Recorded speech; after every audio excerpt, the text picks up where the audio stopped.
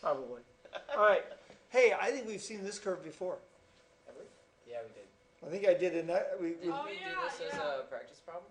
Not exactly this problem, but Oh, we it was did. sine to cosine. Oh, We well, did say that this form should be recognized by us. Yeah.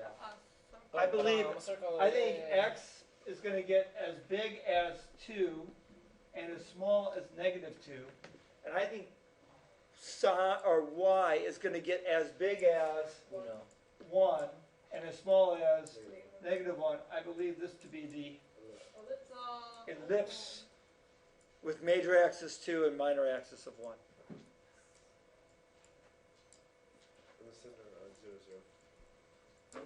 With the center at 0, 0. Okay. Now, based on that, can we identify the rightmost point? 2. 2. Well, halfway there. 2, 0. Excellent. Now, can we justify what we just said by analyzing the derivative? A little harder, but let's see if we can do it. We find, well, what's so special about the rightmost point? It's a maximum in the vertical x tangent. X is a function. of Okay, y, it's right? a maximum in the x direction is 1, and it has a vertical tangent, 2. We can attack it either way. Are you ready? Well, yeah, I mean, to find a vertical tangent, you have to find out the y function, something like that. I don't even know. To find the vertical tangent, how about this idea?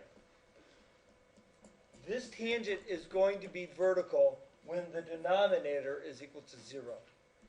So all we need to do is find dx. So really what we need to do is find out when is dx dt equal to 0. Well, what is dx dt? It looks to me like it's 2 cosine of t.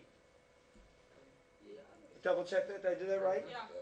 So when is cosine t equal to 0? I believe cosine t, not cot. Cost. 2 cosine t is equal to 0 whenever cosine is equal to 0, and that is pi over 2, comma, 3 pi over 2, comma, 5 pi over 2, all those odd multiples of pi over 2.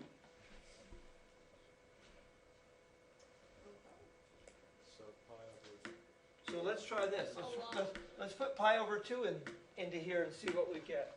Pi over 2, see, x when t is pi over 2 is sine of pi over 2.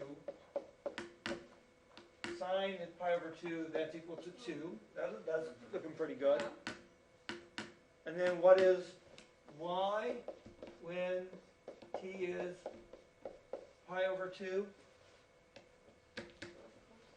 That's cosine of pi over 2, which is 0. And that seems to jive with what our graph is. So indeed, I did not talk about finding horizontal tangents and vertical tangents in yesterday's lesson.